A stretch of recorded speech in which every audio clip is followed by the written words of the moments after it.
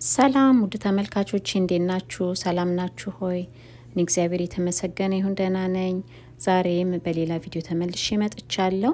እንግዲህ ለዚህ ቻናል አዲስ የሆናችሁ ካላችሁ ሰብስክራይብ በማድረግ ቤተሰብ ሆኑ። አዳዲስ ቪዲዮ ወደ እናንተ እንዲደርሳችሁ እንዲሁም የምታበረታቱኝን ሁሉ በጣም አመሰግናለሁ። እግዚአብሔር ይስጥልኝ።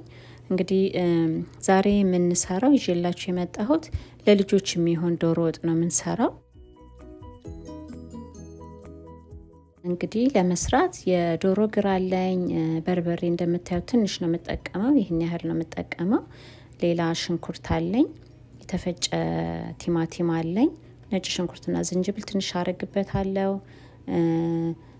እርድ ትንሽ አረግበታለሁ። ያው እርድ ጥሩም ስለሆነ ነው የምጨምርበት።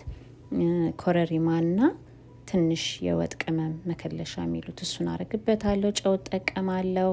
ሌላ ተጨማሪ ነገር የማረግበት ድንች ነው። ድንች ፈጭቼ ጨምርበታለሁ። 1-2 ትንንሽ ድንች ፈጭቼ ቀቀልኩትና መጀመሪያ ከዛ ፈጨሁት። እሱን እጠቀማለሁ።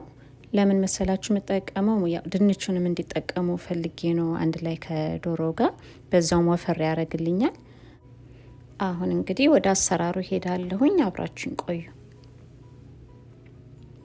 መጀመሪያ ያው ብረት ድስቴን ጥጃለሁ፣ ዘይት ጨምርበታለሁ። ዘይቱ ትንሽ ጋል ካለልኝ በኋላ ሽንኩርት ጨምራለሁ። ሽንኩርቴን ማቁላላት ጨምራለሁ ማለት ነው።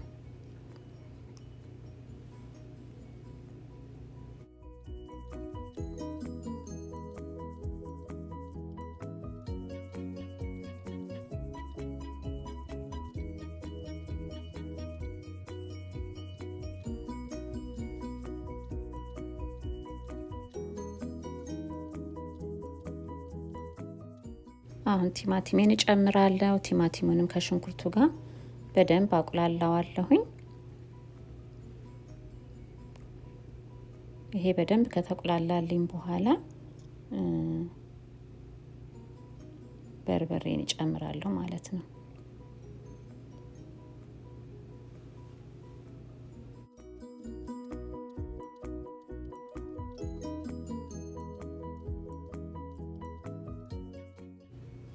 አሁን ቲማቲምና ሽንኩርቱ ተቁላልቶልኛል። በርበሬን እጨምራለሁ። በርበሬው እንደምታዩት ይሄን ያህል ነው። ትንሽ አየት እያረኩኝ፣ ምክንያቱም እንዲበዛብኝ አልፈልግም። ያው ብዙም በርበሬ ስለማይደፍሩ ትንሽ መጨመር ካለብኝ መልሼ እጨምራለሁኝ።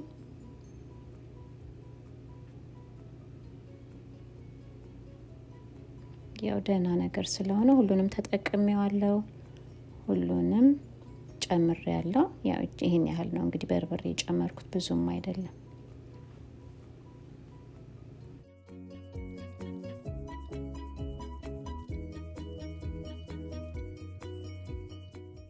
እንግዲህ ሽንኩርቴ እየተቁላላልኝ ነው። ትንሽ እርድ ጨምርበታለሁ፣ ብዙም አይደለም፣ ትንሽ ነው። እሱን እጨምራለሁ። ከዛ ነጭ ሽንኩርትና ዝንጅብሌንም እጨምራለሁ ትንሽ ቆይቼ። ከዛ በደንብ እንዲቁላላ አደርገዋለሁ። በደንብ ከተቁላላልኝ በኋላ ቀጣይ የሚጨምረው ድንቹን ነው። እንደምታዩት ብዙም አይደለም የምሰራው፣ ትንሽ ነው። ምክንያቱም ያው ድንችም ስላለበት ብዙ እንዲቆይ አልፈልግም። ከ1 ቀን ወይ ከ2 ቀን አያልፍም። ትንሽ ነው። ምክንያቱም ድንች ብዙ ጊዜ እንደዚህ ሲገባበት ቶሎ የመበላሸት ነገር ሊኖር ስለሚችል እኔ ብዙም አላቆየውም። ከ1 ቀን ወይ ከ2 ቀን እያለፈ አይቆይም። ያው ድንቼን አሁን እየጨመርኩ ነው። ያው እንደምታዩት ድንቹን ያው ትንሽ ቀጠን እንዲልልኝ ውሃ ትንሽ ጨምሬ ነው የፈጨሁት። ለዛ ነው እንደዚህ ቀጠን ነገር ያለው፣ ያው ለማዋሃድ እንዲመችኝ ብዬ ማለት ነው። ያው እንደምታዩት እንግዲህ እንደዚህ ነው። ይሄንን በደንብ አድርጌ አቁላለዋለሁ። አሁን በደንብ ከተቁላላ በኋላ ነው እንግዲህ የዶሮ ስጋው የሚጨምረው ማለት ነው። አሁን ሽንኩርቴ በደንብ ተቁላልቶልኛል። አሁን ስጋውን መጨመር ጀምራለሁ። ስጋውን ትንሽ ሰንጠቅ አድርጌያለሁ፣ ያው ወጡ ወደ ውስጥ እንዲገባና በደንብ እንዲበስልልኝ። እንግዲህ ለእናንተ ያው ጊዜው እንዳይረዝም ብዬ ቆረጥ አድርጌው ነው እንጂ በደንብ አድርጌ ሁሉንም አይደለም የቀረጽኩት። ያው በሚቁላላበት ጊዜ ፈጅቷል፣ ትንሽም ቢሆን ለዛ ነው ብዙ ሰዓት እንዳይፈጅ አሁን ስጋውን ጨምር ያለው ስጋውን ትንሽ ከተቁላላልኝ በኋላ ትንሽ ውሃ ጨምርበትና ያው እንዲበስል አደርጋለሁ ማለት ነው። እንደምታዩት እንትኔን ጨምር ያለው ቅመሞቹን ሁለቱንም ቅመሞች ጨምር ያለው ትንሽ ጨውም ጨምሬበታለሁ።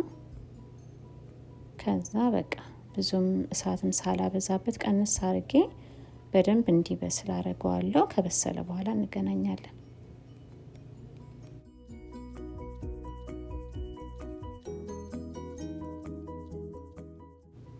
ይሄው እንግዲህ እንደምታዩት ወጣችን ደርሷል። እንቁላል ጨምሬበታለሁ። እንቁላል እየቀቀልኩኝ ነበረ፣ ጨምሬበታለሁ። ቆንጆ ሆኖ ነው የበሰለው። አያቃጥልም፣ ልስልስ ያለ ነው። ቴስቱን በጣም ቆንጆ ነው እና እስቲ ሞክሩት ቤታችሁ። እስካሁን ድረስ እኔ ድንች ጨምሬ ብዙም ሞክሬው አላቅም ነበር። አንዴ ብቻ ነው የሞከርኩት። በፊት እንደዚሁ ለልጆች ስሰራ እንደዚህ ለስለስ እንዲልልኝ ከድንቹ በስተቀር ያለውን ነገር ሁሉ አርጌ ሰራ ነበረ። ለምን እስኪ ድንች ጨምሬ ያልሞክረውም ብዬ ሞከርኩት። እሱንም ወደውታል እና በዛውም ይጠቀማሉ። ጥሩ ነው፣ ምክንያቱም ድንችም ስለሆነ አንድ ላይ ይጠቀማሉ ቬጂቴብልነቱንም። እንደምታዩት ብዙም ቅባት አላበዛውበትም። ትንሽ ነው ዘይት ያረኩት። ቅቤም አላደረኩም፣ ያው ማድረግ ስላልፈለግኩኝ ነው። ያው እናንተ ቅቤም ከፈለጋችሁ ትንሽ ሳይበዛ ማድረግ ትችላላችሁ። ለልጆች ስለሆነ ቅባት ባይበዛባችሁ ጥሩ ነው። ቪዲዮውን ከወደዳችሁት እንግዲህ ላይክ፣ ሼር፣ ሰብስክራይብ ማድረጋችሁን አትርሱ። እንዲሁም የምታበረታቱኝን ሁሉ እግዚአብሔር ይስጥልኝ። በጣም አመሰግናለሁ። በቀጣይ ቪዲዮ እስከምንገናኝ ድረስ ሰላም ሆኑልኝ።